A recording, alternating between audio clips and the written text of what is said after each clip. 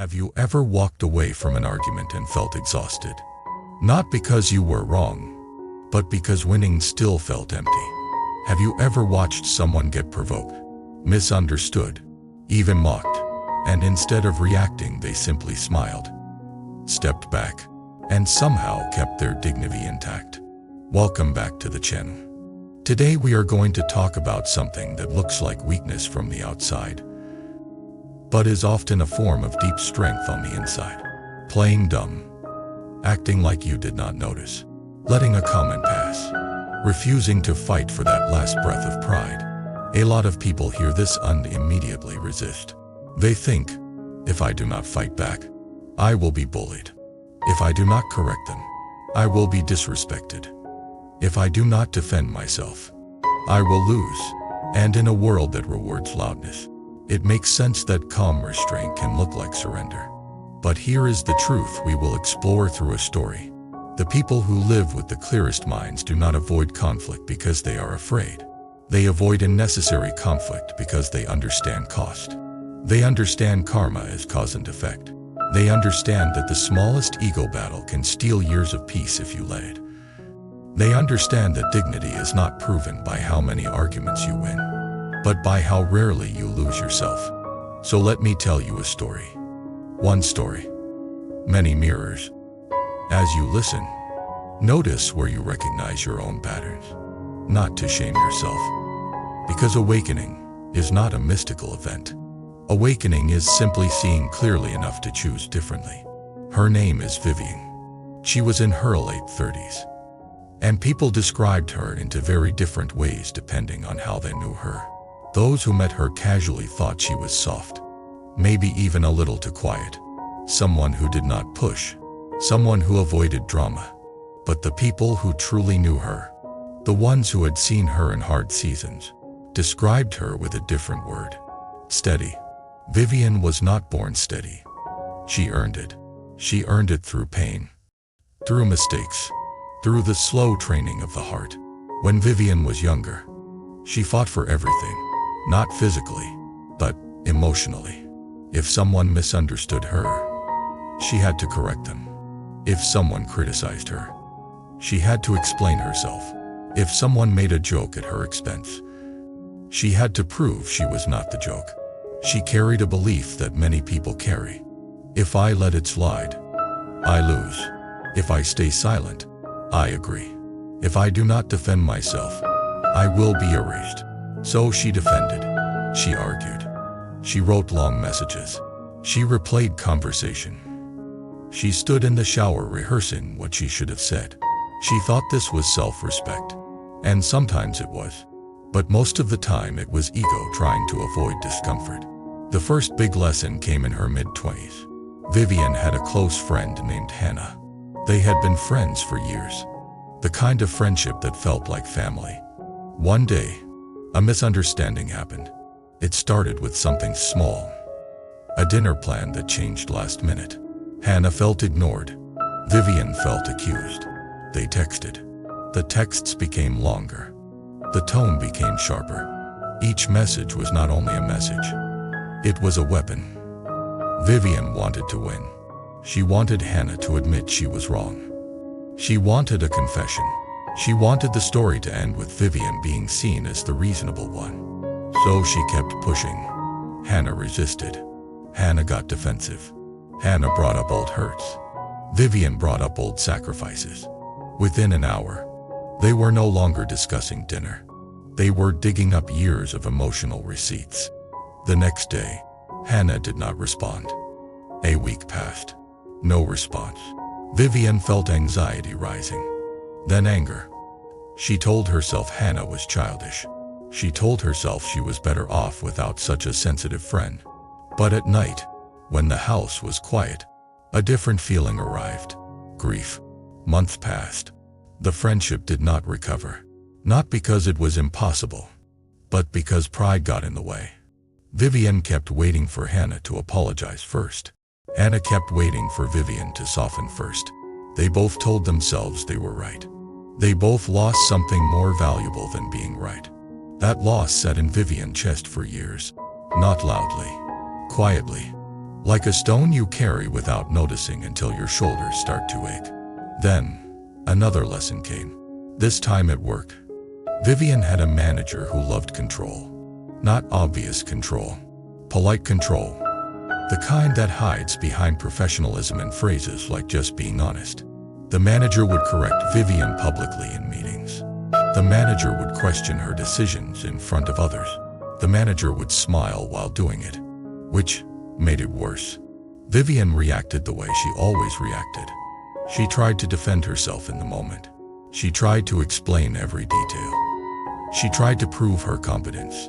She tried to fight the humiliation with logic. But every time she explained, the manager found another flaw.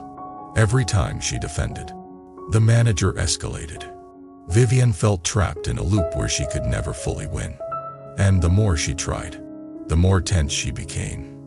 Her sleep worsened. Her stomach tightened. Her mind rehearsed battles even on weekends. One day, after a particularly humiliating meeting, Vivian went to the bathroom and stared at herself in the mirror. Her eyes looked tired. Her jaw was clenched. Her shoulders were raised. She looked like someone preparing for war. But the enemy was a conversation. She asked herself a question that changed her life. What am I really fighting for? At first, the answer was obvious. Respect, fairness, truth. But when she kept asking, another answer appeared. I am fighting because I cannot tolerate looking wrong. I am fighting because being misunderstood makes me feel unsafe. I am fighting because I need them to see me as good. That last sentence hit hardest. Need. Vivian realized she had been living with a hidden dependency. She depended on external validation for inner peace. When someone threatened her image, her nervous system reacted as if her survival was threatened.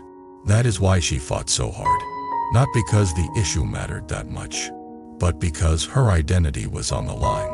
And when identity is on the line, people do not argue for truth. They argue for oxygen. That is what people mean when they say fighting for that last breath of pride. Pride is the part of you that says, I must not be diminished. I must not be seen as wrong. I must not be disrespected. Pride is not always arrogance. Sometimes pride is a wound trying to protect itself. Vivian started noticing something. The people who provoked her the most were often the people who triggered her oldest fear, the fear of not being valued. So she began to study herself the way a wise person studies a river. Not to blame the river, but to understand its direction. She noticed 3 stages inside her before an argument exploded. First, a tone, a glance, a comment, a small disrespect. Second, a story. They are humiliating me. They do not value me. They are trying to make me look stupid. Third, a surge, heat, tightness, the urgent need to speak now. Most people live inside this process without seeing it. They think they are reacting to reality, but they are reacting to a story created in seconds. Sometimes the story is accurate. Sometimes it is not. Either way, the story becomes fuel. Vivian realized that if she wanted peace, she needed a gap between the trigger and the surge. A gap is where freedom lies. So she began practicing something that looked like playing dumb. In the next meeting, the manager tried the same move. She corrected Vivian in front of everyone in a sharp tone. Vivian felt the surge rise. Her mouth wanted to fire back. Her mind wanted to produce evidence. Her pride wanted to fight. But Vivian paused. She breathed slowly. She looked at the manager calmly and said, "Thank you for the feedback. Can you clarify what outcome you want so I can adjust?" The room went quiet. It was not a dramatic line. It was not a clever comeback. It was simple. But it did something powerful. It refused the fight. It refused the emotional hook. It kept the conversation on the work instead of the ego. After the meeting, a co-worker whispered, "How did you stay so calm?" I would have exploded. Vivian smiled gently and said, "I used to explode. It never helped." That was the beginning of her transformation. Now let us slow down and see why this kind of behavior looks like playing dumb to some people. When you do not react, people assume you did not notice. When you do not defend, people assume you have no pride. When you let a comment pass, people assume you are weak. But often, the truth is the opposite. The calm person noticed everything. They simply chose not to pay the price of reacting. Because reaction has a price. The price can be a damaged relationship. The price can be lost reputation. The price can be wasted time. The price can be emotional hangover. The price can be a mind that cannot rest. The clear person understands the price and decides whether it is worth paying. Vivian started applying this in her personal life too. One afternoon, she visited her family. Her uncle had a habit of making cutting comments disguised as jokes. He loved to tease people about their choices. He loved to poke at vulnerabilities. Vivian used to fight him.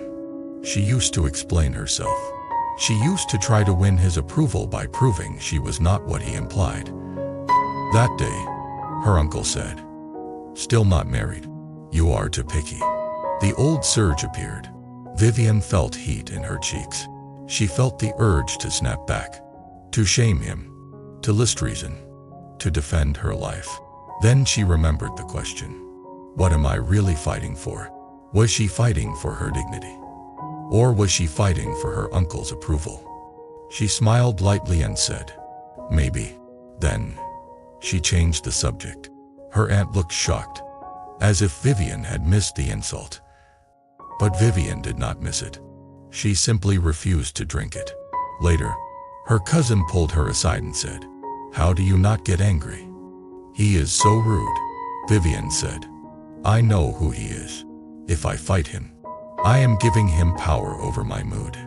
If I ignore it, I keep my peace.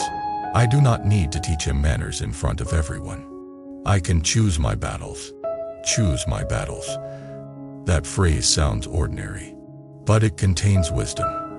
Most suffering is not caused by real battles. It is caused by unnecessary battles we fight because our pride feels threatened.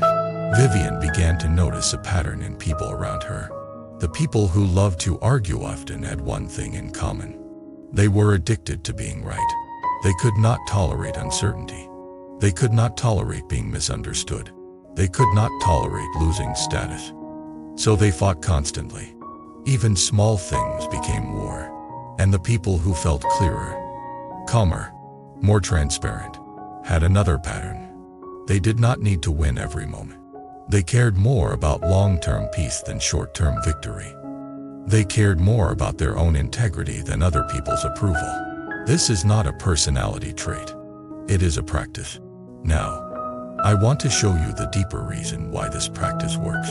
Because it is tied to how the mind creates suffering. When someone says something provoking, your mind immediately assigns meaning. That meaning triggers emotion. Emotion triggers impulse. Impulse triggers speech. Speech creates consequences. Consequences create more emotion. The cycle continues. If you stop the cycle at the speech stage, you reduce consequences. If you stop the cycle at the impulse stage, you reduce regret.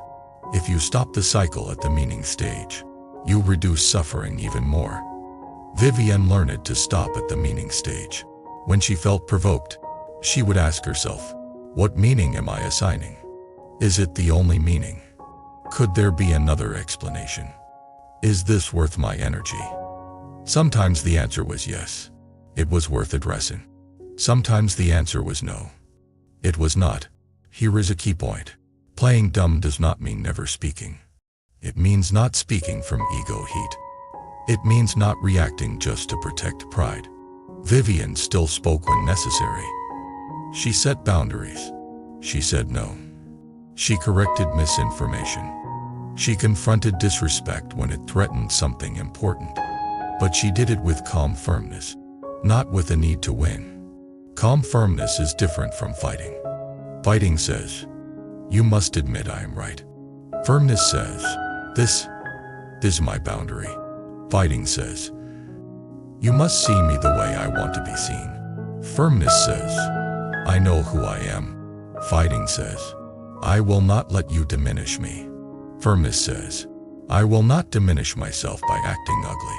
This is the difference between ego and wisdom. Ego wants victory. Wisdom wants clarity. Ego wants to be superior.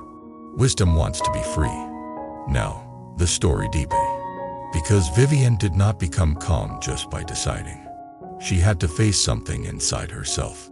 She had to face the wound that made her pride so sensitive. One night, she sat alone and wrote down the moments that triggered her most. Being accused of laziness, being called selfish, being told she was too emotional, being ignored in a group, being corrected publicly. She asked herself, why do these hurt so much? A memory surfaced. She was a child in school. She raised her hand to answer a question. The teacher interrupted and said, no, that is wrong. The class laughed. Vivian felt humiliation burn her. She vowed silently, I will never look stupid again. That vow became a program. Later, she remembered being a teenager. She tried to express a feeling to a parent. The parent said, stop being dramatic. Vivian learned, my feelings are unsafe. I must defend my reality. These old moments created an inner posture, always ready to defend, always ready to explain, always ready to fight. Vivian realized she was not only arguing with people in the present, she was trying to protect the child in the past. This is why people fight so hard. They are not fighting the comment. They are fighting an old wound being touched. Once Vivian saw this, she could practice compassion for herself. She could say, of course I feel triggered. That part of me learned to fight for safety. But I am not that child anymore. I can choose a calmer path. This is awakening. Seeing the real source. And once you see the real source, you can change the response.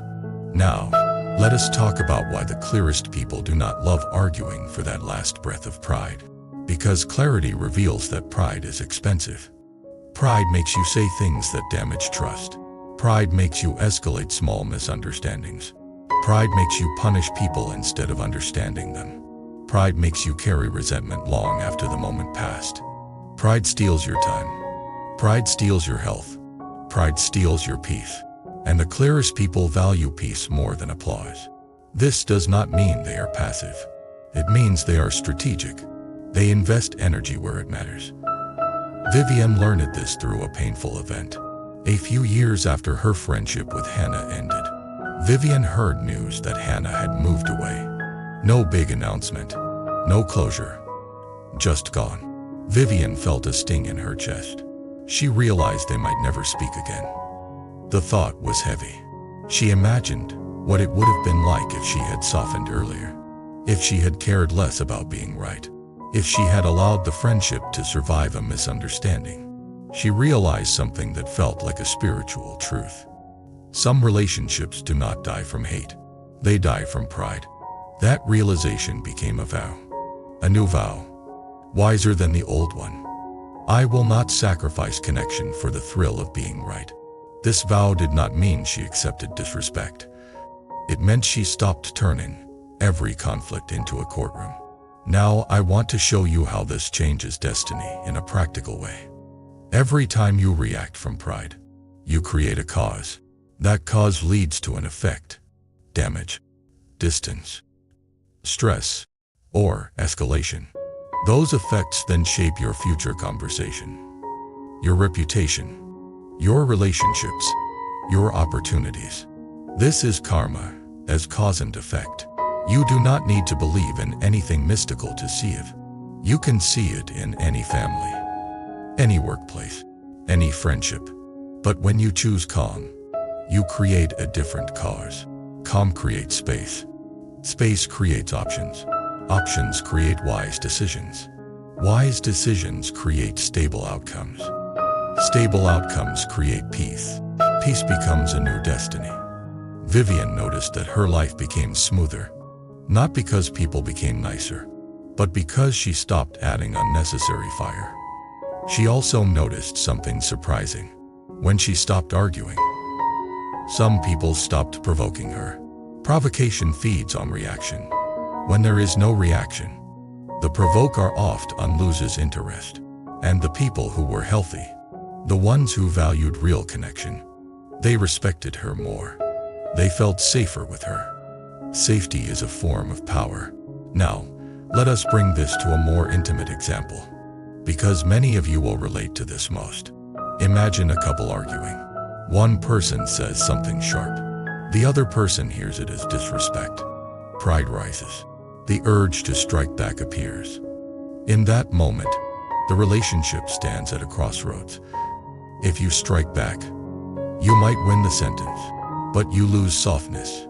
If you pause, breathe, and speak from clarity, you might not win the moment, but you protect the relationship. Vivian learned a simple practice for moments like this. She would ask herself, do I want to be right? Or do I want to be close?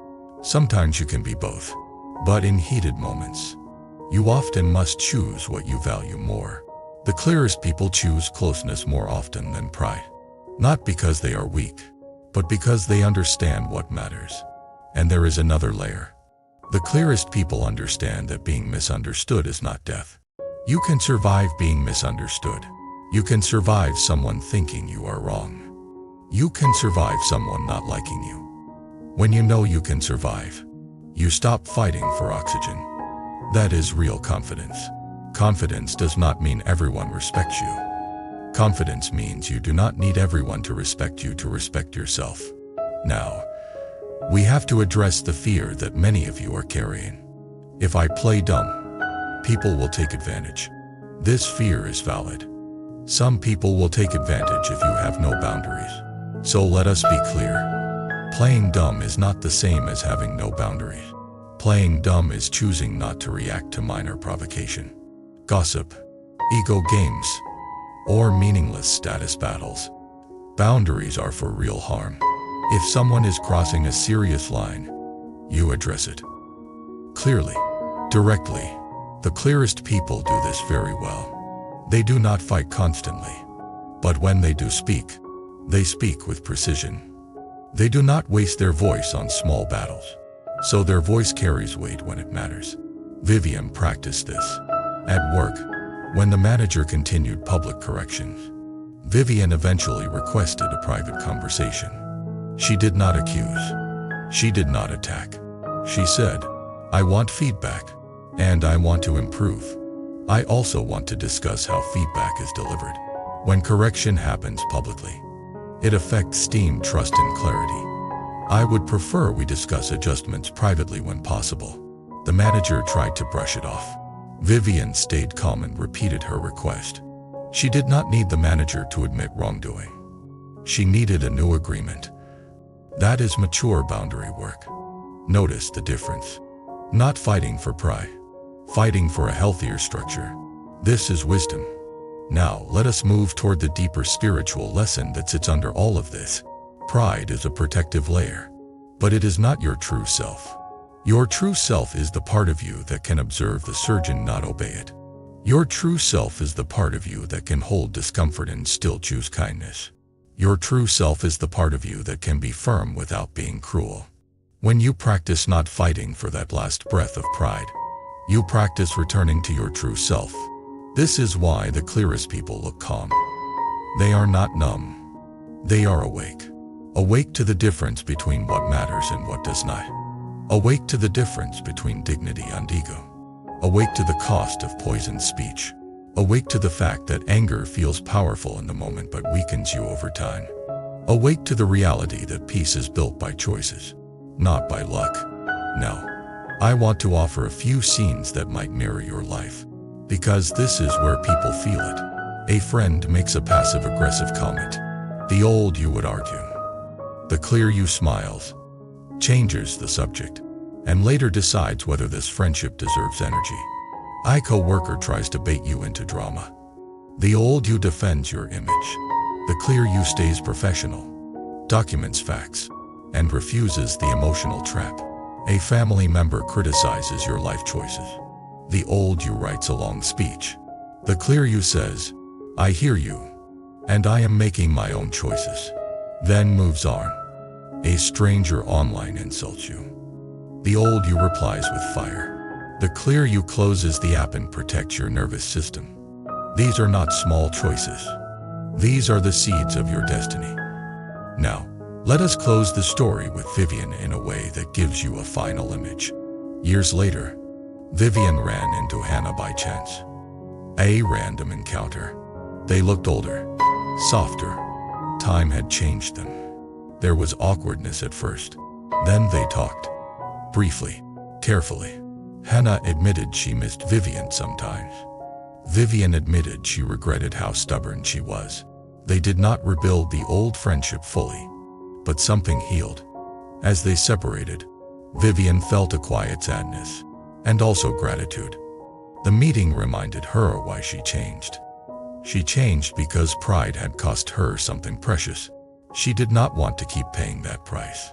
On the way home, she thought about the younger version of herself, the one who believed every comment required a response. She felt compassion for that version. She whispered softly, "You were trying to protect yourself, but we are safe now." That is the final lesson. Many of us fight because we do not feel safe. When you build inner safety, you stop fighting unnecessary wars. And when you stop fighting unnecessary wars, your life becomes quieter, clearer, and strangely more powerful. Now I want to hear from you. Have you ever stayed silent in a moment that would have triggered the old you, and later realized that silence was strength? Or have you ever fought for pride and later regretted the cost? Share your story in the comments. Someone else might be in a battle right now, and your experience could help them choose peace without losing dignity. If you want more long-form teachings like this, subscribe to the channel. Like the video so it reaches the people who need it. And if you want to support this work and keep these long videos possible, consider joining the membership. Your support helps build a space where people learn calm strength, wise boundaries, compassionate clarity, and the kind of awakening that changes destiny from the inside out. Every person carries a certain energy. Your focus, your dreams, your purpose. Bracelet is a physical reminder of that energy. Symbol you wear daily that pushes you to stay grounded, balanced, and aligned. If one of the bracelets caught your eye, you can order it through the link in the description and check more powerful styles on our homepage store. Choose the one that strengthens your journey.